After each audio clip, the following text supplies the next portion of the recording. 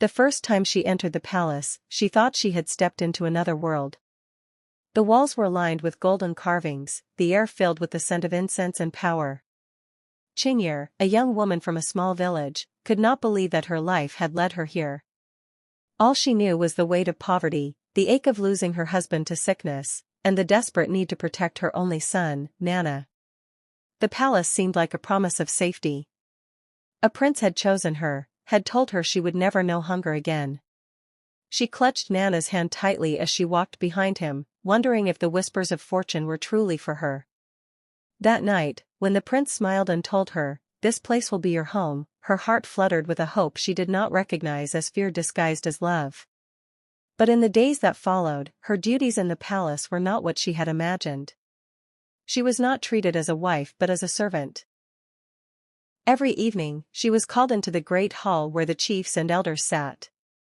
They would remove their sandals, and she, the woman they called queen, would kneel and wash their feet. At first, she told herself it was a test of humility, a small price to pay for her son's safety and her own place in the palace.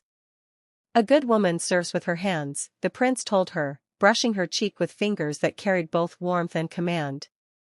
And so, she served. Day after day. Month after month. The basin of water became her closest companion. She whispered prayers into it, hoping her son would grow strong within the palace walls. But she noticed things that troubled her. Whenever she asked after Nana, the prince would change the subject. The boy was no longer allowed near her during her duties. "He is being taught to be a man," they told her, "he does not need his mother's shadow." Yet, something in her spirit quaked. She saw fewer smiles on his face. Fewer words from his lips. And one night, when she called out for him in her sleep, she felt the emptiness of her room echo back. The palace was beautiful, yes, but beauty can be the sharpest trap.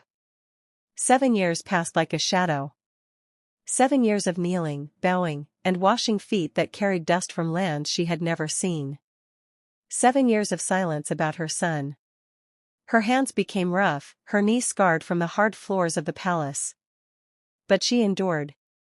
She endured because she believed that love meant sacrifice, and that one day her son would come to her with the strength of a prince. Yet her heart carried questions she dared not ask aloud. One evening, as the rain fell heavy on the palace roofs, she dared to whisper to one of the older maids, "Have you seen my son?